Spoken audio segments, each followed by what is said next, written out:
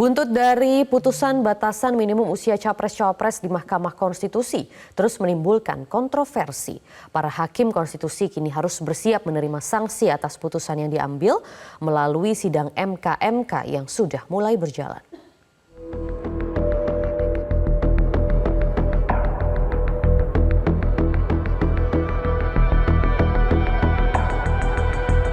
Ketua Mahkamah Konstitusi Anwar Usman tengah diadukan terkait dugaan pelanggaran etik. Anwar dilaporkan sejumlah elemen masyarakat atas dugaan pelanggaran etik dalam putusan MK yang pro pencalonan Gibran Rakabuming sebagai cawapres. Majelis Kehormatan Mahkamah Konstitusi (MK-MK) pun dibentuk untuk mengusut dugaan pelanggaran etik dan perilaku hakim terkait putusan yang mengubah syarat capres-cawapres.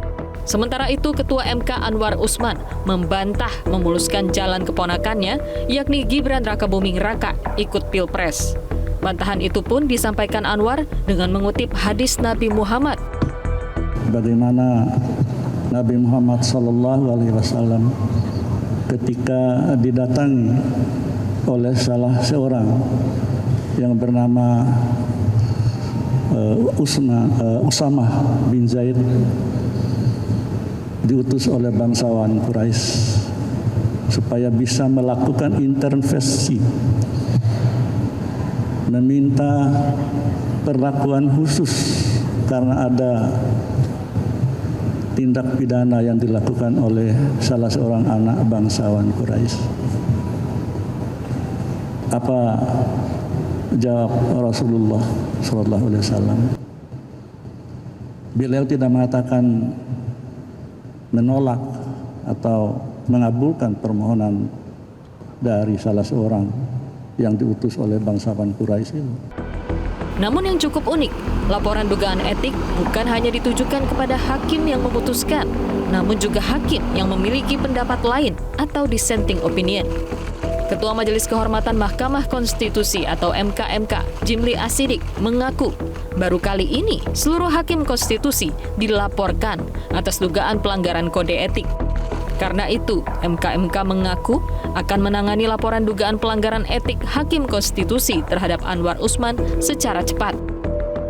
Ini perlu diketahui, ini perkara belum pernah terjadi dalam sejarah umat manusia. Ya, seluruh dunia, semua hakim dilaporkan melanggar kode etik. Baru kali ini.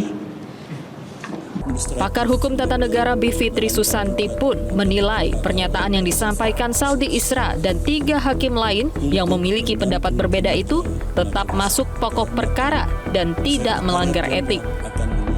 Keempat hakim yang memberikan pendapat berbeda itu tetap masuk kepada substansi perkaranya. Karena yang mereka kritik adalah bagaimana legal reasoning atau pertimbangan hukum hakim untuk 7 perkara yang sebenarnya objeknya sama, mengapa pendapatnya bisa berbeda antara 3 perkara yang awal dengan perkara yang belakangan.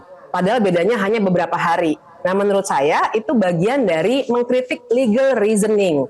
Jadi bahkan Saldi Isra dalam pendapat opininya tidak bicara itu soal apa itu yudikatif, legislatif, tidak berbicara itu. Tapi dia membicarakan bagaimana pendapat hakim itu keluar dari penalaran hukum yang wajar.